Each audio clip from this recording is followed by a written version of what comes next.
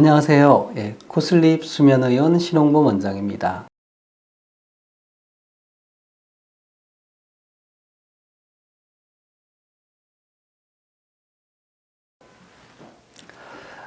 안녕하세요. 코슬립 수면의원 원장 신홍범입니다.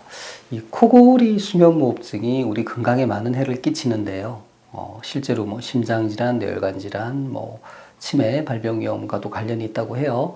근데 최근에 국내에 이제 어느 대학병원에서 국민건강보험 청구 자료 한 110만 명의 데이터를 분석을 했는데 수면무호흡증이 있는 사람에서 뇌종양 발병률이 그렇지 않은 사람보다 한 1.67배 정도 높다.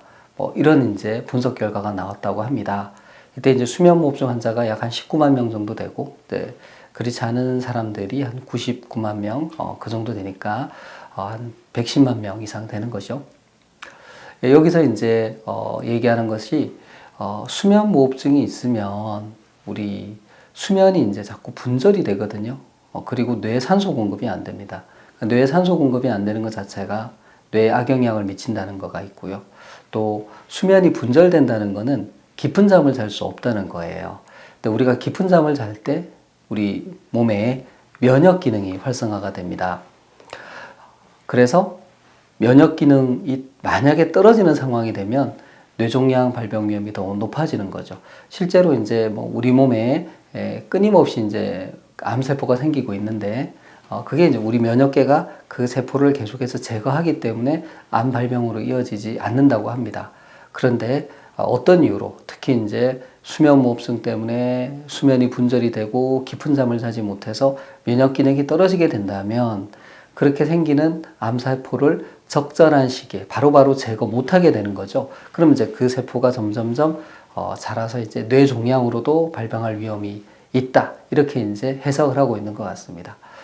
이처럼 코골이에 동반되는 수면무호흡증은요, 우리 건강에 여러 가지 악영향을 끼치고 있고 이번에 이제 국내 연구진이 연구를 통해서 뇌종양과 수면무호흡증과의 이제 관계에 대해서 밝힌 것이라고 볼 수 있습니다.